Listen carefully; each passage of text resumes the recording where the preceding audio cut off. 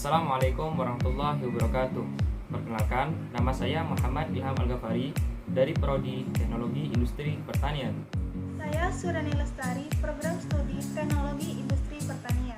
Saya Iis Putri Oktavianti, Program Studi Agroekoteknologi. Perkenalkan, nama saya Daniel Diana, saya dari Prodi Teknologi Industri Pertanian. Perkenalkan, nama saya Farul Rosi, saya mahasiswa baru Universitas Trunojoyo Madura, Prodi Teknologi Industri Pertanian, Fakultas Pertanian Kelompok 9 Minangkabau.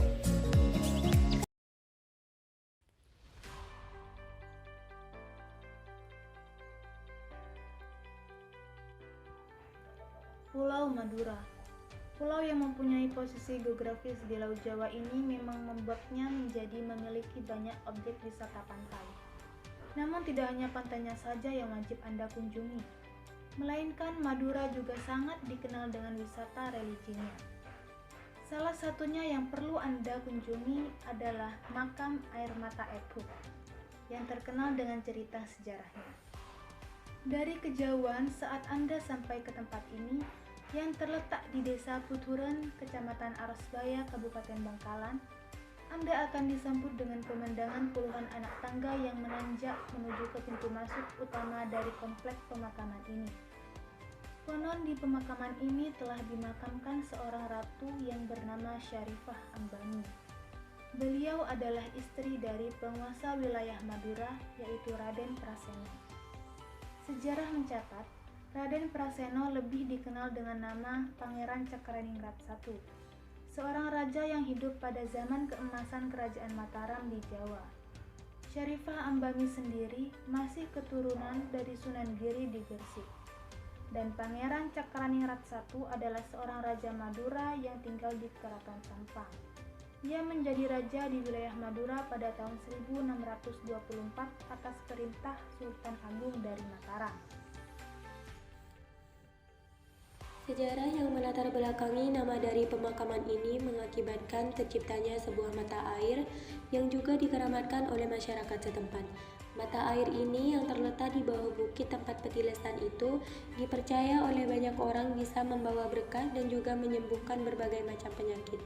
Jadi tidak heran bila banyak penziarah yang langsung turun menuju ke mata air tersebut setelah mengunjungi makam Ibu Ratu. Mata air ini juga tidak pernah kering atau surut walaupun musim kemarau melanda. Saat memasuki pintu masuk utama menuju ke area komplek pemakaman, Anda langsung bisa melihat pemandangan dari beberapa makam di kanan kiri dekat pintu masuk, yang ternyata adalah makam-makam dari para pengikut Ibu Ratu Syarifah itu sendiri. Berjalan sedikit lagi ke arah depan di area padepokan, di sana juga terdapat beberapa makam yang dikabarkan adalah makam dari pangeran dan pembesar keraton lainnya. Dilihat dari bentuk batu nisannya yang lebih bagus daripada yang di luar, pada umumnya bentuk makam di komplek ini mempunyai ciri khas perpaduan Hindu, Buddha, dan Islam. Untuk makam Kanjeng Ratu Syarifah sendiri terletak paling utara dari komplek pemakaman, dengan konstruksi makam yang lebih tinggi dari makam yang lainnya. Selain itu, juga dipagari dengan pagar kayu dan ditutupi oleh kain hijau. Beberapa hari sekali, kain dan bunga di makam Ibu Ratu akan diganti oleh juru kunci makam.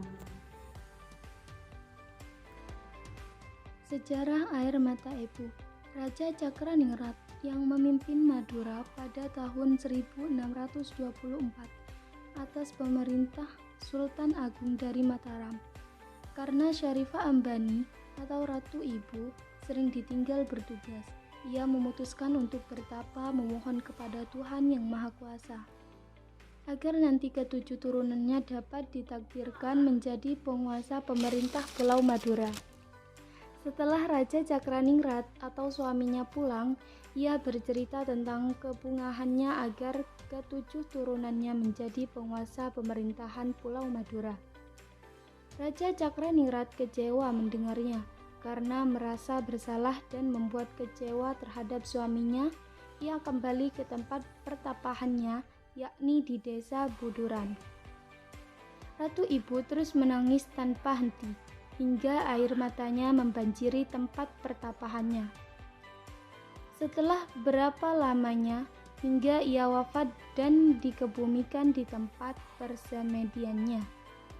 Saat ini nama tempat itu disebut dengan Air Mata Epu.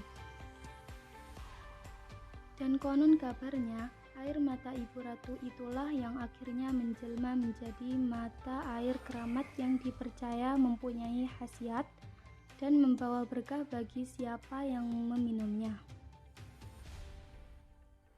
Fasilitas di makam air mata Epu. Karena memang ini adalah objek wisata religi, jadi memang tidak banyak fasilitas yang akan Anda temui di dalam kompleks pemakaman itu sendiri. Namun, di luar area pemakaman, Anda baru bisa menemukan beberapa fasilitas seperti masjid untuk beribadah, beberapa warung atau tempat makan yang menjual makanan dan minuman khas Madura, toko souvenir, penjual bunga untuk Anda berziarah.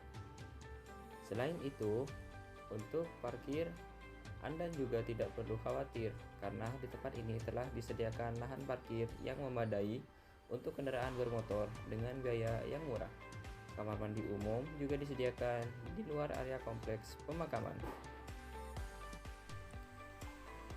Berwisata ke tempat seperti ini pastilah berbeda saat kita mengunjungi pantai atau lokasi objek wisata yang lain, di mana kita bisa bebas mengabadikan banyak momen di beberapa spot yang berbeda, bahkan berselfie dengan sepuas hati. Namun, jika Anda datang ke lokasi wisata religi, Anda tentu saja harus menghormati tempat dan sejarah dari tempat itu sendiri, walaupun Anda masih bisa dan untungnya tidak dilarang oleh pengelola makam untuk mengambil foto di dalam komplek pemakaman. Anda tidak bisa dengan sesuka hati melakukannya. Mungkin untuk beberapa foto agar Anda bisa memposting di media sosial masih wajar. Sekian dari kelompok kami. Wassalamualaikum warahmatullahi wabarakatuh.